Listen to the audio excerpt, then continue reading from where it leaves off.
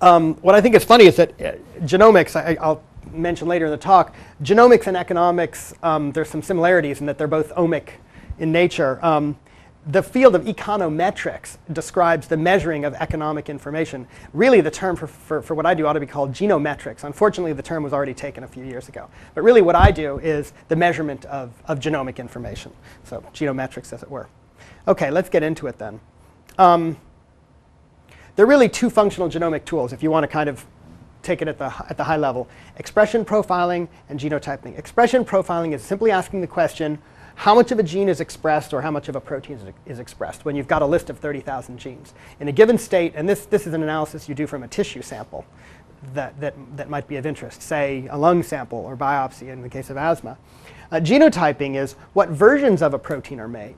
That gets to the idea that there might be different genes and proteins in individuals, and also what are the settings that control when and how much of a gene is expressed.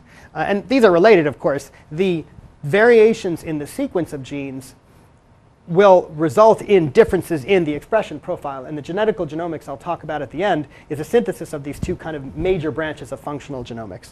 And of course, what makes it omic, because it's not like these analyses are new, is that X is a very large number. Otherwise, it's just molecular biology or biochemistry or something like that. There's nothing special about asking how much of a gene is made. People have been doing that for 20 years.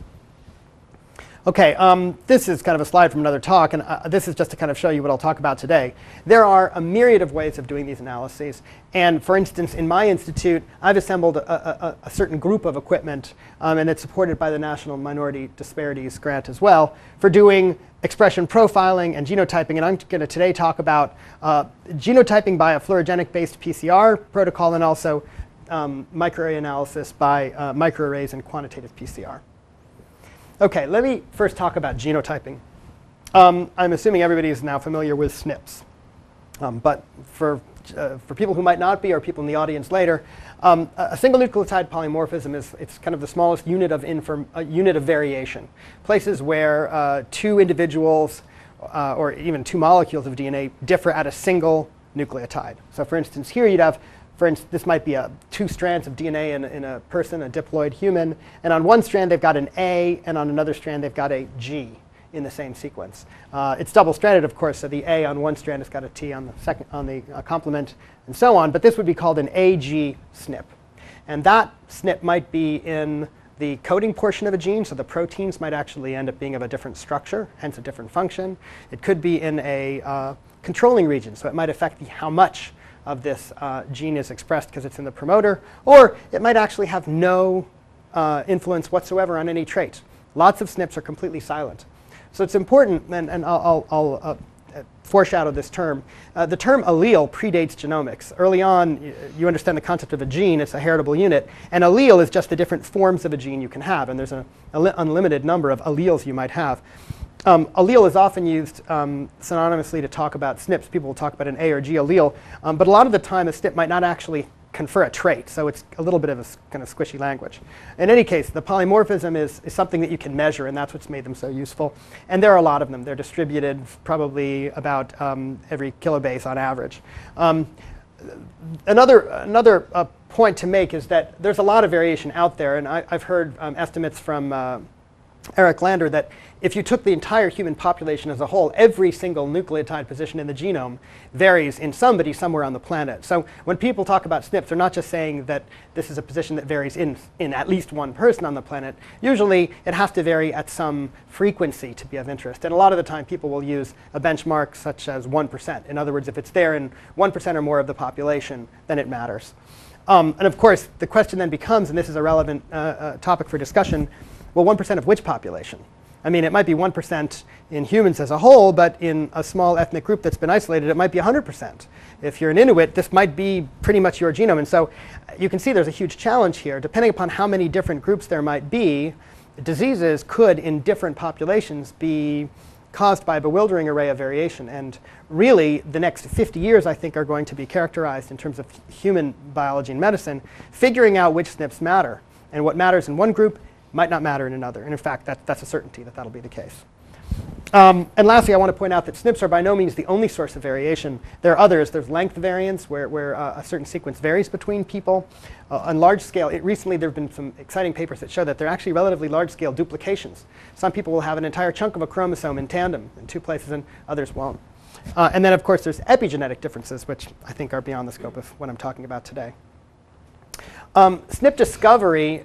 The question could be, well, how do we know that these SNPs exist in the first place? And Esteban can tell you more about this. But usually it's because somebody's taken some number of people and done resequencing. In other words, they've said, well, let's sequence a certain part of that genome that's already been sequenced in the standard samples that were used for the Genome Project. But let's sequence it in a few hundred people that are of interest. Say, in Esteban's work, people who've got asthma and people who don't.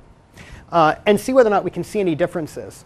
Both between the groups or just polymorphisms that exist in the first place. And this is being done in a both haphazard manner by people who are interested in a certain disease, and there's also a large-scale HapMap project, a global consortium to try to capture all the variation that exists amongst populations of people on the planet, the major ethnic groups. SNP analysis is, once you've got the identities of the major SNPs in a region of DNA, it's counting the frequency of those polymorphisms in populations of interest, cases versus controls, parents versus children, or so on. OK, this is a figure directly from the paper that I gave out to read by Savanian and al. It's a really nice paper, even though it's about 4 years out of date, because it's got a great figure. And I've just recapitulated it here. So you can refer to that paper later if you want to go over this in depth. And unfortunately, I don't have a pointer, but I'll use Melanie's pen. This is the SNP again that I showed you with an A and a G. And I just want to very quickly go over the basic ways that these SNPs are distinguished. And really, the tools for SNP analysis all take advantage of either the physical properties of DNA hybridization, the fact that this wonderful molecule is base pairs and that anneals the 2 strands together in a very sequence-specific way, and also enzymes, that DNA in vivo, in us, and in every organism has got to be cut, has got to be replicated, has got to be ligated back together. And when you can take those enzymes from bacteria or some other organism and purify them, they become very powerful tools for then using them in an analysis of DNA. So for instance, the kind of simplest method for doing a SNP analysis is by what's called allele-specific oligonucleotide probes. You might make 2 stretches of DNA, which are shown here by lines with a T versus a C in order to query the A versus the G. And you'll see that for this particular sequence of an A, the T probe binds to it because T is complementary to A. And here, there's a mismatch. And this probe will not bind as well. And as long as you have a way of distinguishing a probe that binds versus a probe that doesn't, that's a way of querying whether or not the sample contains an A or a G. And of course, it's not shown here, but the C would bind to the G and not the A. A second approach is what's called mini-sequencing.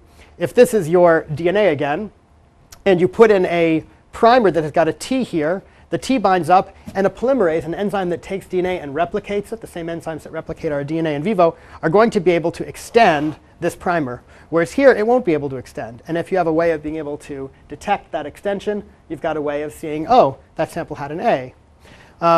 Another tool is called ligation. Again, here's the sequence A versus G. You've got a T and C-based probe. If the T-based probe sits down and hybridizes here, and you've got another probe over here, then that DNA is in the right formation for a ligase, one of the enzymes that seals nicks in DNA to ligate it together. The T, of course, does not form a perfectly base paired structure, and it won't be ligated. And again, if you have a way of detecting this longer molecule versus this shorter molecule, say based on its mass, you have a way of saying, oh, that was an A, and so on. You can also use restriction enzymes. These are enzymes from bacteria that recognize given sequences and cut them to